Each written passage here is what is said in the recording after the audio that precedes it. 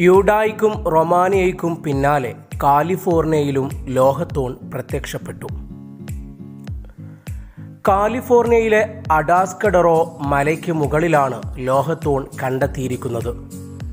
Stainless steel കൊണ്ടുള്ള ഈ ലോഹത്തൂണിന് 10 അടി നീളവും 18 ഇഞ്ച് വീതിയുമുണ്ട്.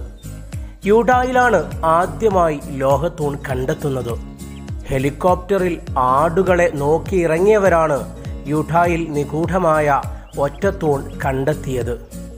ഏകദേശം 3 അടി ഉയരമുള്ള ഇത് നിലത്തുറപ്പിച്ചിരിക്കുകയായിരുന്നു. ലോഹം കൊണ്ട് നിർമ്മിച്ചതാണെന്ന് പ്രാഥമിക പരിശോധനയിൽ വ്യക്തമാണ്. എന്നാൽ ഏത് ലോഹമാണ് ഇതിൻ്റെ നിർമ്മാണത്തിന് ഉപയോഗിച്ചിരിക്കുന്നതെന്ന് ഇനിയും വ്യക്തമായിട്ടില്ല. ഇതിനു പിന്നാലെ യൂഡായിൽ നിന്ന് തൂൺ അപ്രത്യക്ഷമായി. അതിന് തൊട്ടടുത്ത ദിവസം റൊമാനിയയിൽ തൂൺ പൊങ്ങുകയും ചെയ്തു. കഴിഞ്ഞ ദിവസം കാണാതായ നിഗൂഢ ലോഹത്തൂൺ വീണ്ടും യൂഡായിൽ കണ്ടെത്തുകയും ചെയ്തു. ഒരു സംഘം ആളുകൾ ചേർന്ന് നശിപ്പിക്കപ്പെട്ട നിലയിലാണ് ലോഹത്തൂൺ കണ്ടെത്തിയത്. 10 മുതൽ 15 മിനിറ്റ് വരെ എടുത്താണ് 4 യുവാക്കൾ ചേർന്ന് ലോഹത്തൂൺ ഇളക്കി മാറ്റിയത്. ഭൂപ്രകൃതിയെ മലിനമാക്കുന്ന വസ്തുവായാണ് ഇവർ ഈ ലോഹത്തൂണിനെ കണ്ടത്.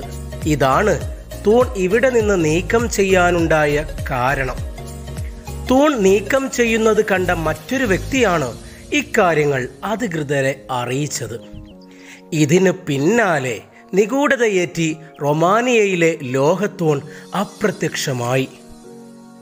റൊമാനിയയിലെ തൂൺ എവിടെ പോയെന്ന് ഇതുവരെ വ്യക്തമായിട്ടില്ല. പ്രത്യക്ഷപ്പെട്ട് 4 ദിവസങ്ങൾക്കു ശേഷമാണ് റൊമാനിയയിലെ ബാഡ്കാസ് ഡോംനെ എന്ന കുന്നിൽ നിന്ന് തൂൺ കാണാതായത്. നിലവിൽ തൂൺ നിന്ന സ്ഥലത്ത് ഒരു കുഴി മാത്രമാണ് ഉള്ളത്.